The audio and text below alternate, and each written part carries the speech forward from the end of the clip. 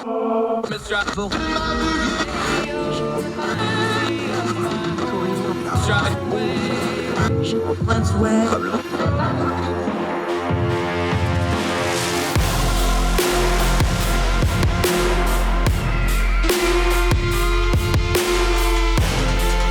your host, Andrew Donaldson. This is Heard Tell.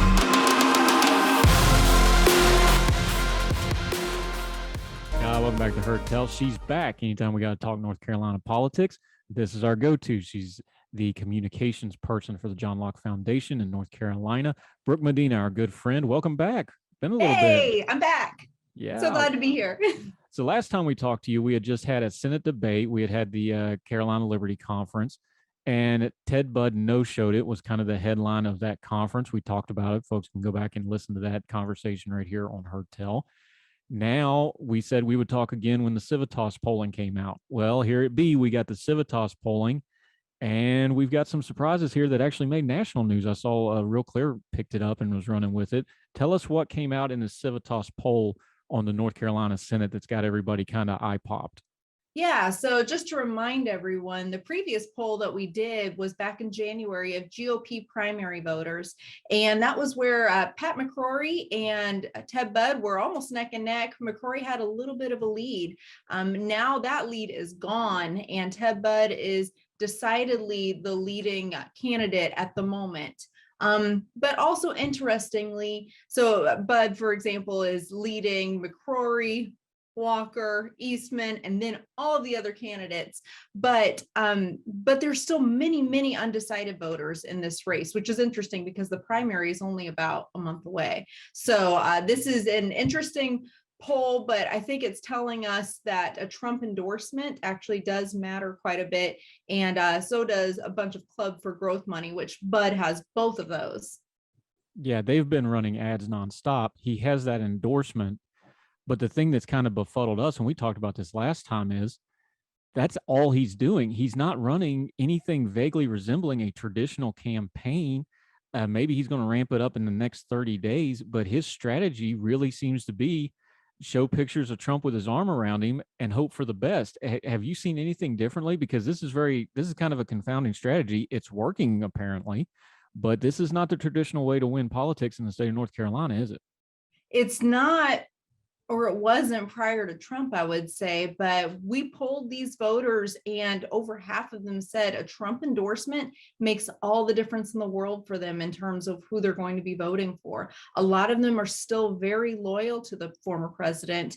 And so this matters to them, and his endorsement matters to them. I'll also be interested in seeing how his endorsement plays with some of the congressional seats as well. But I think that this is one of those cases where we're seeing a North Carolina electorate on the GOP side that just they're still holding on to 2020 in a lot of ways, and maybe even 2016. And so Budd's strategy has been hang on to that endorsement and allow that to be the coattails on which he rides on in some respects. Now, I'm really bad at math, but help me with this, because the pushback on that would be, okay, half of the voters say they want the Trump-endorsed candidate. Fair enough. Budd's winning. He's up 10 or 11 points, statistically 11 points on this poll. But there's 39% undecided as well. That's incongruent to me, because half of them can't say, well, the endorsement matters, and then 39% of them are still undecided. What's going to decide this race in the next 36 days as we sit here looking at it? Because I don't think there's going to be something super dynamic. We pretty much know what we know about these candidates. Budd's kind of avoiding the spotlight in a lot of ways. Is there anything that's really going to move the needle here on out, or is it just all Trump all the time from here until May? Yeah, I think if we've learned anything from politics, even going back to the 2016 election, things can change in a very, very short matter of time.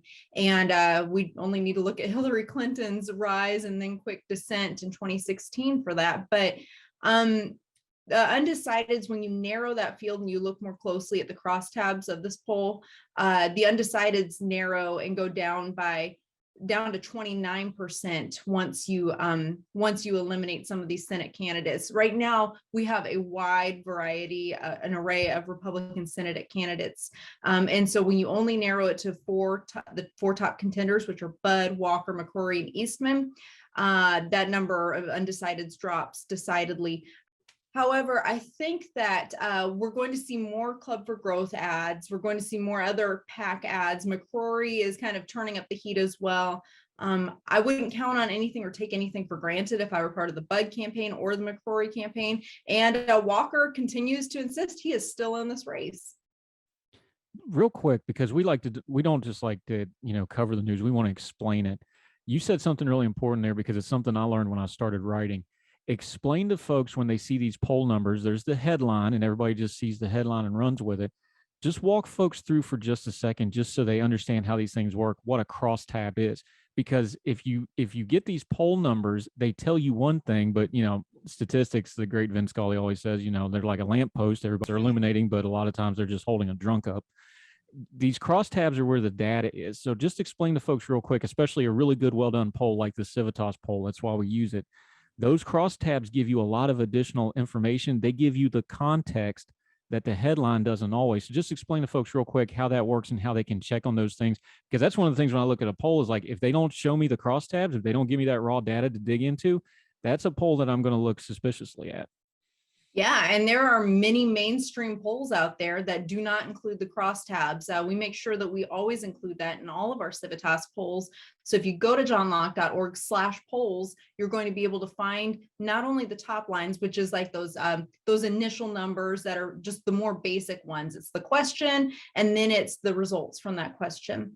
But the crosstabs are kind of what their names suggests. It is the cross alignment of one question with another question. So you think about it kind of like as an XY axis, and it will explain to those who are reading it, okay, if a female in the 34 to 50-year-old demographic also said that she was going to vote for Budd, we can also look at what other questions she answered and said maybe that she was also planning on voting for Trump in 2024 if he was running. So it helps us define or narrow down what kind of respondent is actually answering these questions. And that's really helpful for political campaigns, but also people who are in public policy like us, where we're trying to better understand people. And we want to understand what drives them. And if you only ask someone one question, like, how are you doing today?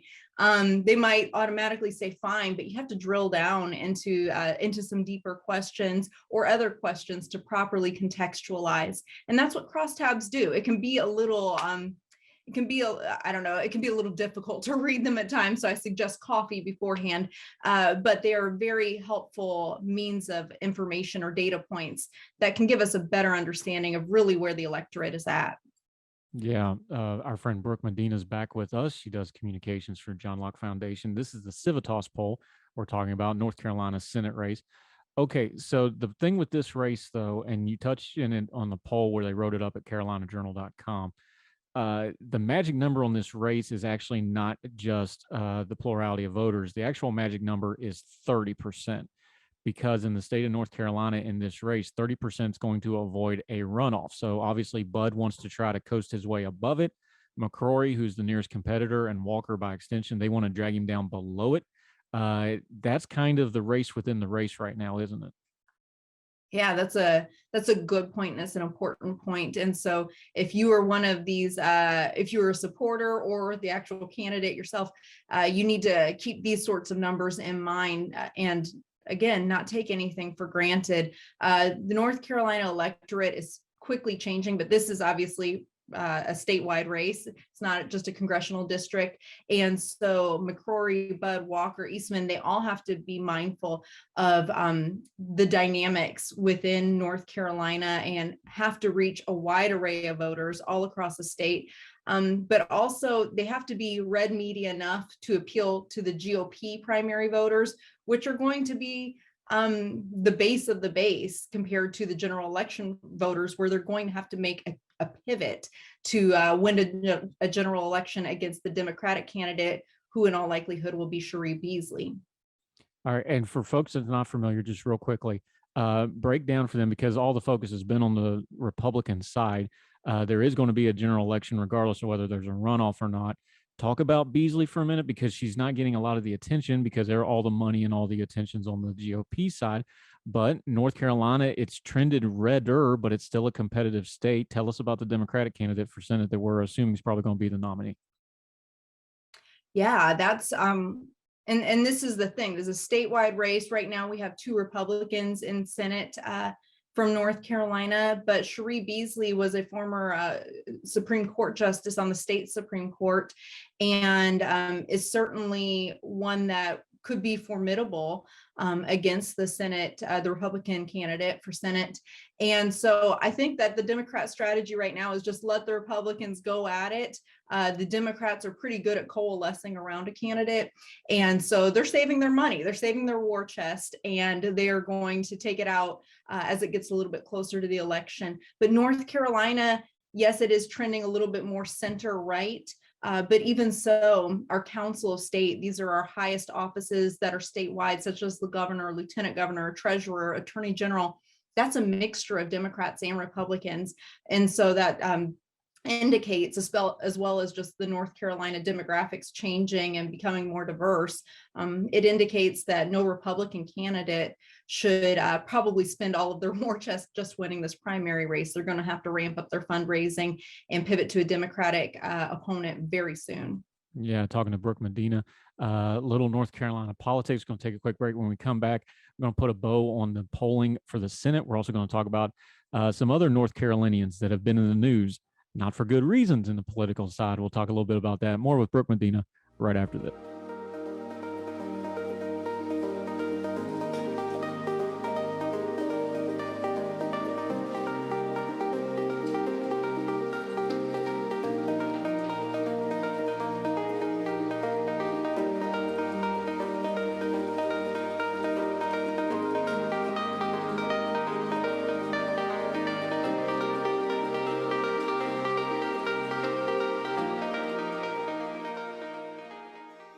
Welcome back to Heard Tell. Talking to our good friend Brooke Medina. She's got polling data. She's got opinions. She's got insight. We always enjoy having her on Heard Tell. Appreciate her time today. Okay, one of the things that's happening now is the Trump endorsement is obviously the whole story with Ted Budd.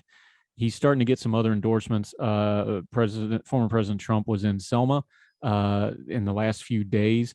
Mark Robinson came out and endorsed Budd. For people that aren't familiar with North Carolina politics, let them know who Mark Robinson is. That kind of surprised a few people. I do think that is a meaningful endorsement. Let folks know about Mark Robinson and why that kind of got folks' attention when he did that on stage with Trump standing there and endorsed Ted Budd. Yeah, Mark Robinson is our lieutenant governor. He's the first Black lieutenant governor of the state. And he has a strong, solid base of Republican voters. And so he is actually the most popular and has the highest favorability ratings of Republican political figures right now across the state. That was another question that we asked in our polling, followed in short order by Senator Thom Tillis, which is kind of interesting because Thom Tillis a couple of years ago had the lowest approval ratings in all of the Senate. So that's a comeback story for you, but it's a little sidebar there. But Mark Robinson has been no stranger to political flack. He has said a number of bombastic things from church pulpits. He is often invited to those. And so there is some divisiveness, I would say, in the between the younger North Carolina Republicans and maybe those that are older or more socially conservative.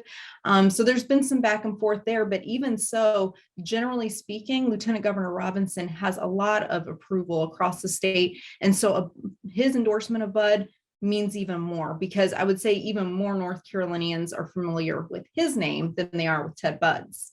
Yeah, and it's a pretty open secret that he's going to be running for governor just as soon as we get this 2020 midterm cycle out of the way. Everybody's expecting that. We'll be talking about that down the road with you, I'm sure.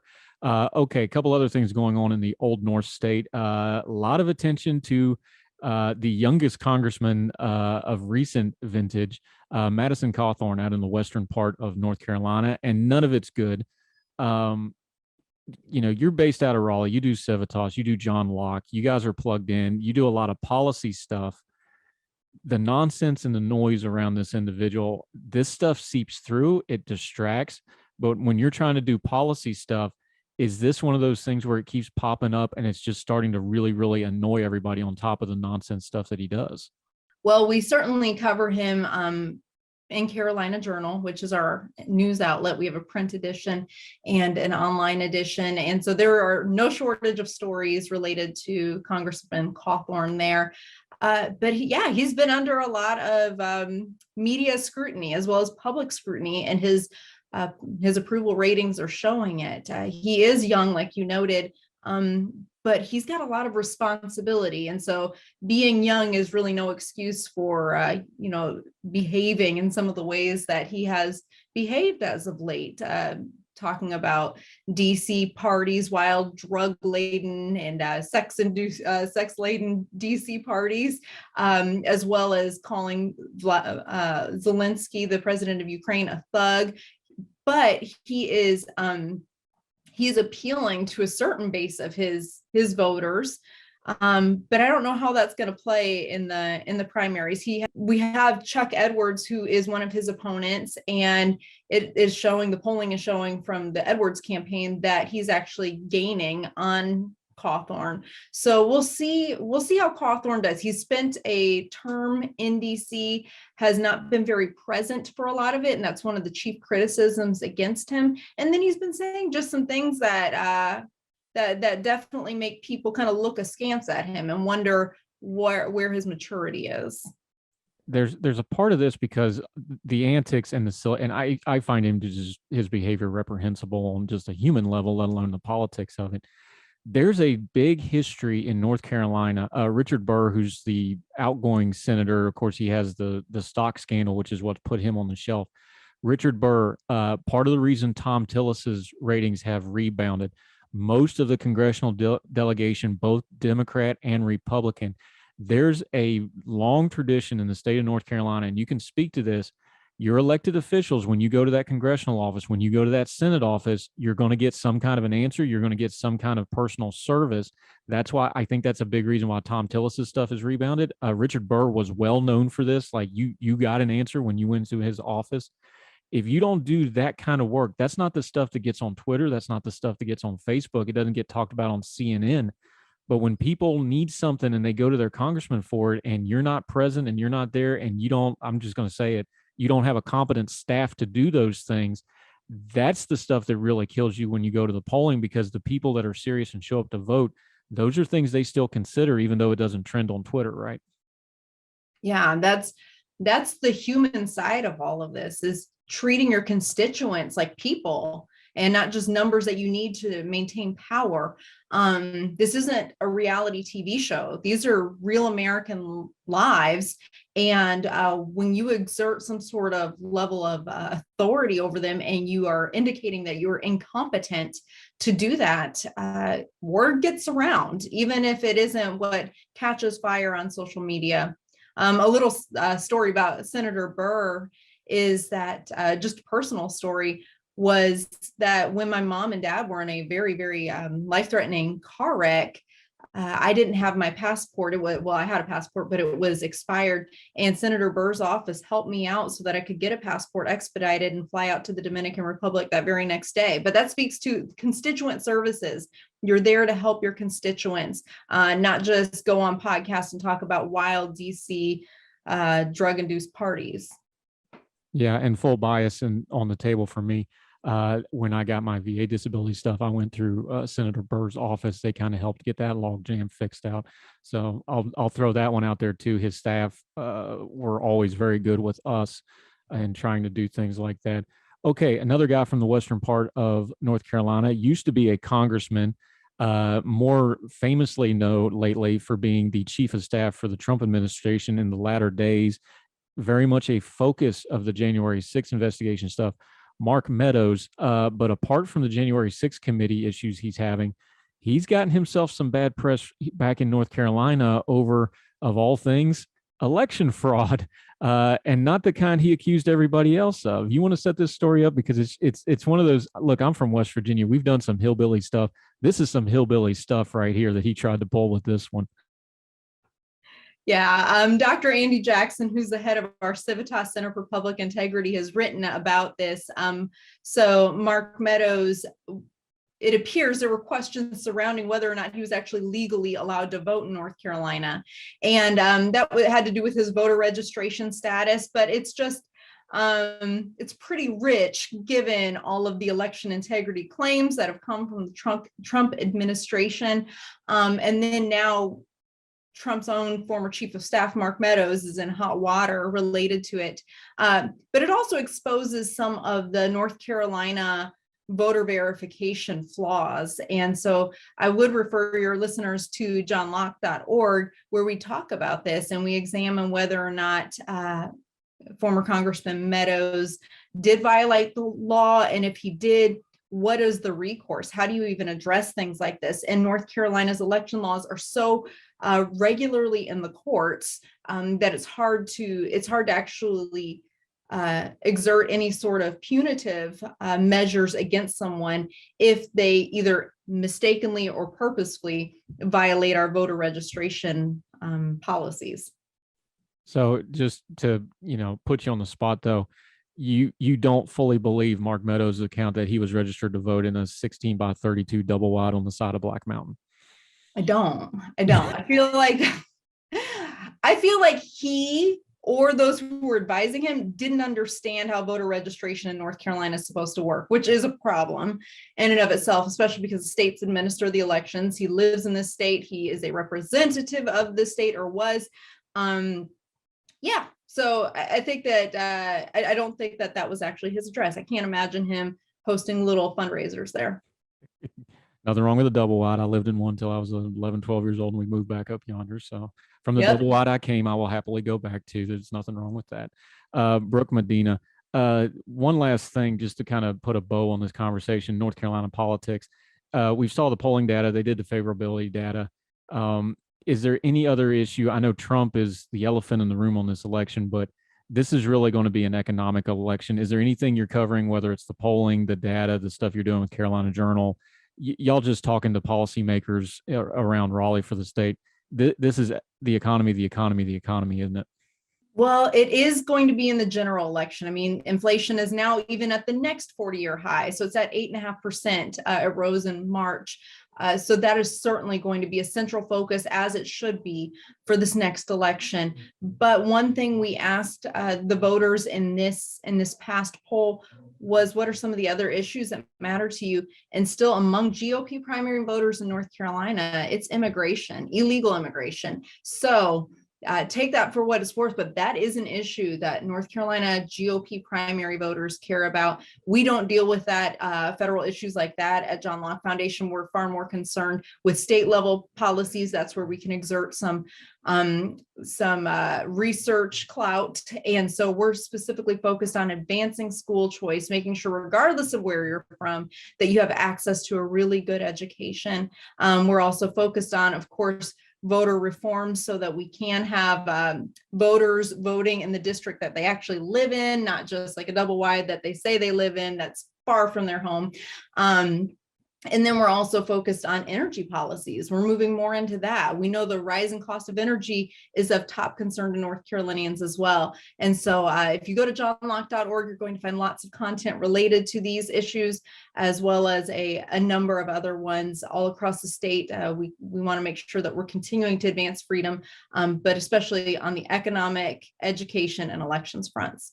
The North Carolina primary that we're talking about will be held in May. Our friend Brooke Medina does a great job covering these things. We will continue to have you back on, but until we see you again here in a few weeks, let folks know where they can follow you. You already mentioned all the John Locke stuff, but where can they follow you and your social media so they can keep track of Brooke Medina when she's not off on cruises and gallivanting around LA and all the other fun stuff you were doing before election season kicks in and you got to work for a living? Yeah. I took a little siesta before election season. Now I'm ready and rearing to go. But you can follow me on Twitter at Brooke_Medina_ or my Instagram, Brooke Medina Writes. And so would love to connect with you all there. And thank you for listening. Yeah, you do great work. We appreciate you so much. Can't wait to talk to you again, my friend Brooke Medina. Thank you so much for the time, man. Thank you.